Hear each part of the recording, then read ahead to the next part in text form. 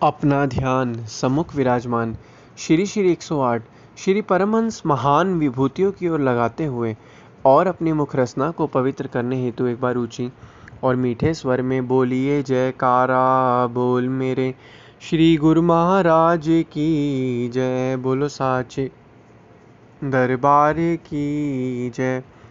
बोलो श्री सतगुरुदेव भगवान की जय। कुछ लोगों के प्रश्न हैं, हमारा ध्यान सिमरन में क्यों नहीं लगता?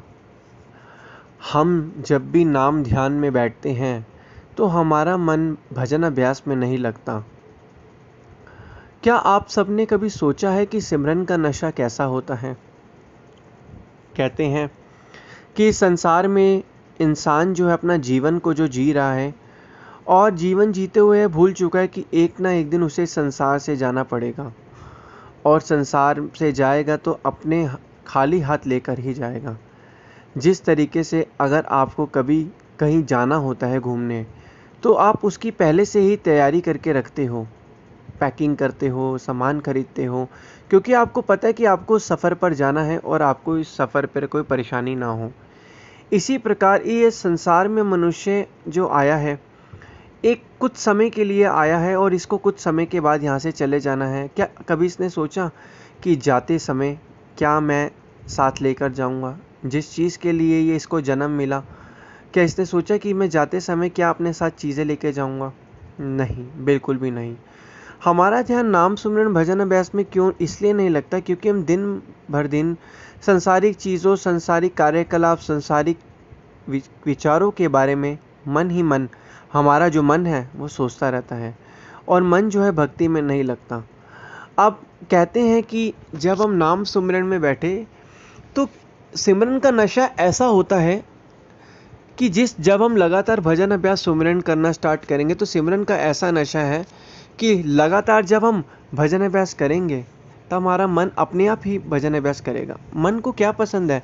मन को भारी चीज़ें, बाहरी साज सजावटें मन को पसंद है। लेकिन जो भगत भगवान का नाम सिमरन करता है, जब नाम का आराधन करता है और उसे यह समझ लेना चाहिए कि संसार में सच्चा सुख सिर्फ और सिर्फ नाम का जाप जप के ही प्राप्त हो सकता है। उसे उस नाम का रस चढ़ता है, उसे उस नाम का आनंद आता है। जिस तरीके से पंखा का सिर्फ बटन चालू कर देने से पंखा अपने आप ही घूमना शुरू कर देता है, जिस तरीके से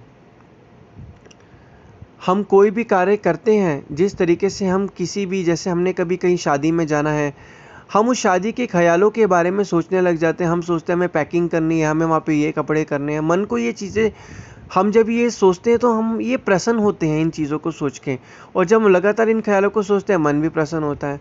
तो ऐसे ही हमने जो अपने आत्मिक विचार हैं, जो भजन अभ्यास और भक्ति वाले विचार हैं, इनको जितना हमने कभी सोचा? हमने इनको कभी नहीं सोचा। हमने भजन अभ्यास का भी दिल से किया, नाम सुमिरन आराधन का भी दिल से किया? नहीं। हमने हमेशा, लोग जो हैं उन्होंने कैसे किया? या तो मजबूरी में किया या समय नहीं मिल पाया तो ज़बरदस्ती किया। तो कहने का तात्पर्य है, जब हम अपने दिल से एक नाम सुमिरन आराधन करके दिल से नाम सुमिरन नाम अभ्यास करेंगे तो हमारा ये लोक भी सुखी होगा और परलोक भी सुहेला होगा। जितना जितना हम नाम सुमिरन आराधन करेंगे उतना उतना मन हमारा शांत होता रहेगा, जीवन आनंद से व्यतीत होगा और मन के अंदर एक शांति रहेगी।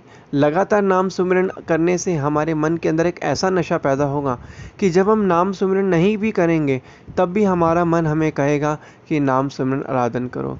ज़िंदगी में हम कोई भी कार्य करते हैं, हर एक चीज़ की आदत हमारे मन को लग जाती है। क्या आपको कभी नाम सुमिरन आराधन भजन अभ्यास करने की आदत लगी है तो अच्छी बात है, और अगर नहीं लगी तो लगातार जब आप करोगे तो आपको एक नाम का नशा ऐसा चढ़ जाएगा, फिर उसके बाद आपको सांसारिक चीज़ें सभी फीकी लगने लग जाएगी। इसी प्रकार एक बार की बात है, एक संत जी भगवान की भक्ति करते थे, हमेशा उनका नाम सुमिरन आराधन करते थे, हमेशा मस्ती में चलते थे, भगवान का नाम सिमरन आराधन करते थे। इतना करते थे कि उनके चेहरे पर इतना तेज आ गया, जैसे वो कहीं जाते तो लोग उनकी तरफ जो थे आकर्षित होते थे। और वह सुबह 4 बज के रोज़ भजन अभ्यास करते और उसके बाद वह कहीं भी जाते तो लोग उनकी तरफ आकर्षित होते थे और भजन अभ्यास सुमरन करते थे। एक बारी सुबह की बात है, 4 बजे अमृत वेले, वह भजन अभ्यास करके अपनी मौज में मस्ती में, क्योंकि संत तो अपनी मौज मस्ती में ही चलते हैं, अपनी मौज में चलते हैं, जा रहे थे। जाते जाते रास्ते में वह जब गए, सुबह का समय था, अमृत वेले का, उन्हें एक फरिश्ता दिखा। उस फरिश्ते के हाथ में जो थी एक किताब थी।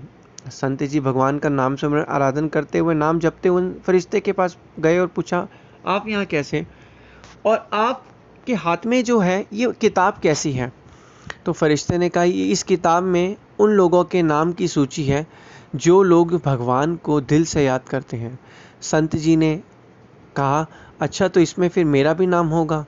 तो उन्होंने कहा, क्या आप मुझे किताब दिखा सकते हैं?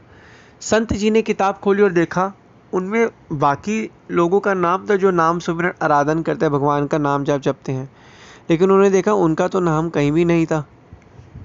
तो संत जी ने ये बुक बंद करके उनको वापस दे दी और संत जी ने भगवान का नाम सुमरन आराधन करा और वहाँ से अपनी मौज में मुस्कुराते हुए चले गए।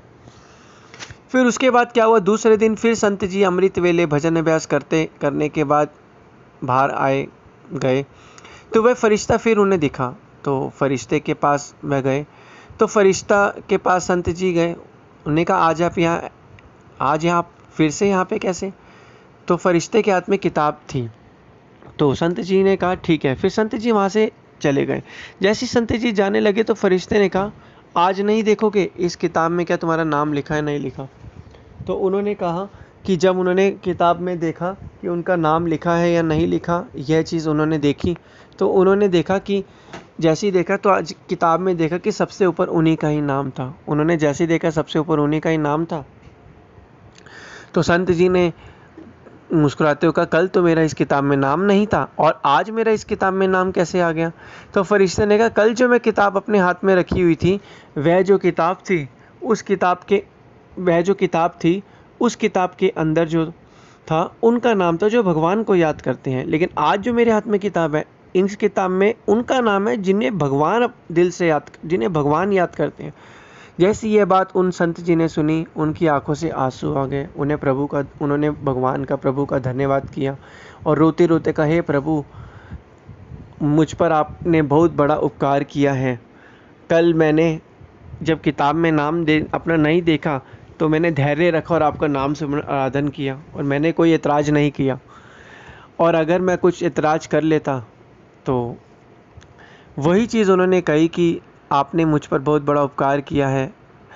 एक भगत को जो भगवान की भक्ति करता है और उसे भगवान याद करते हैं, यह तो सबसे बड़ी बात है।